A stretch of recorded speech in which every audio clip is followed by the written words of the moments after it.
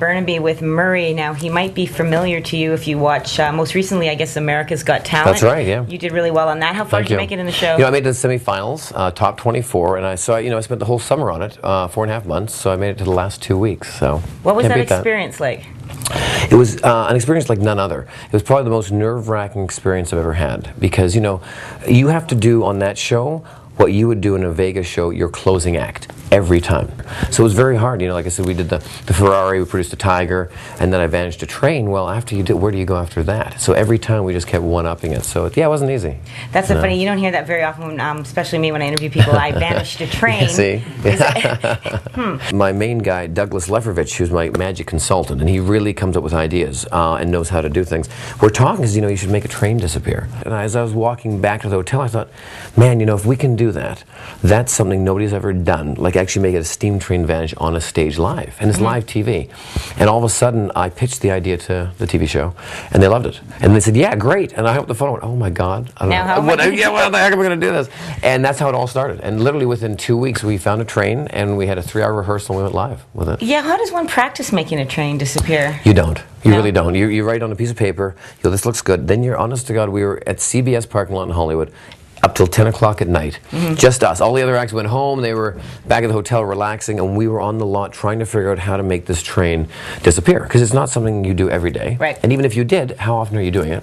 You know, where's a theater big enough? Yeah. Not to even hold a train. Where do you keep your train? Well, exactly. Tell me about it. Yeah, where do you park a train? Could you imagine that in the front of the house? No. And wow. No, people in Burnaby would notice your train. Tell me about it, right? Oh, they say Murray's back in town. There's that train again. How do you make a train disappear? Really quickly. Yeah. Make it really quickly, you know. But you need a team. I mean, like anything, when you do something, you need a team of people. Okay, so you completely avoided that question about telling me how to make a train disappear. I know. I said, you like that? I veered it right over. Yeah, you are. You like that? Magical. Thank you. But, okay, so let's talk about that a little bit. Under what conditions would you tell somebody how you make the train disappear? You got $1 million? Really? Is that what it costs, $1 million bucks to get you to talk? No, I can teach small tricks. Like I could teach you a beer or something. Let's go back to the train disappear. Sure. I want to know, like, the big illusions. Yeah. Because for me, you know, you watch those and you're like, okay, that's the part of it. That's how is that done? Well, here's two options. It's actually harder. I'm never going to tell you. I'm going to avoid the question. No, I'm going to actually tell you. When you do something like sleight of hand in my hands, right, and close-up magic, that's actually harder than making a train disappear. Because let's be honest, a train, I can't put it in my pocket. I can't hide it in my hand. Put it behind my ear. Exactly. I can't, unless you had big ears. Even Dumbo couldn't hide a train. Come on now. So, but when you do something big, it has to be done, everything has to be timed exactly. Like a perfect play or a perfect joke. Because if there's one mistake, that's it. I mean, you only get one shot. If I'm doing a card trick, you don't know where I'm going with it. So if I mix up a little bit, it's okay, because you don't really know where I'm going. If I'm going to tell you I'm going to make a train disappear, well, it's either going to disappear, or it's not. Murray, you won't tell me how that train disappeared or anything else. So you are going to appease me a little bit and show me some tricks. Yeah, well, I thought instead of doing a trick for you and the viewers, I'd actually teach you something. That way you can go home with something. Blue elastic band on these two fingers. See, you can see that, right? Very simple. If you watch very carefully, watch. It jumps, see? That's how it works. So I'm going to teach your folks at home how this works. Now, a lot of people think there's a little cage around it, see?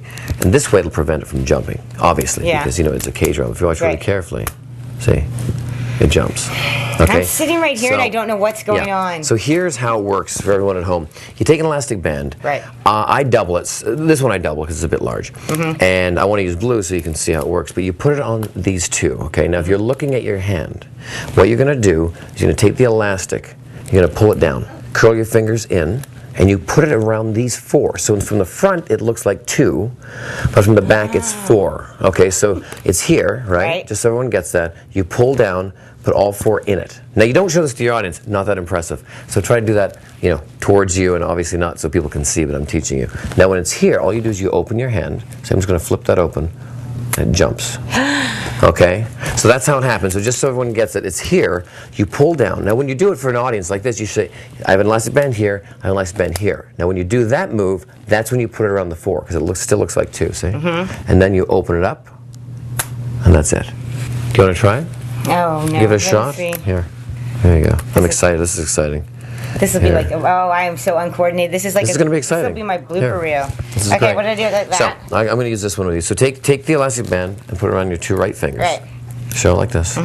Pull down the front like this. The front, this the front? is, show the audience. And then pull down the back. Right. Now pull it right down and curl all your 4 fingers in. And just keep it like that. Okay, and just show the audience, make sure they can always see that. And you go 1, 2, 3, open. 1, 2, 3, open. Look at that. Magic. You're Houdini. You're in. You can do the show. Great. Excellent. I should be interviewing her. So. Yay. Well, Maria, I have to say thank you because magic always kind of freaks me out. Really? Not me? Not just this look? Not this you. freaks me out sometimes. No, because I got to try to figure everything out. Well, at least I learned a couple things today. But seriously, before we go, the train? Yes. Come on.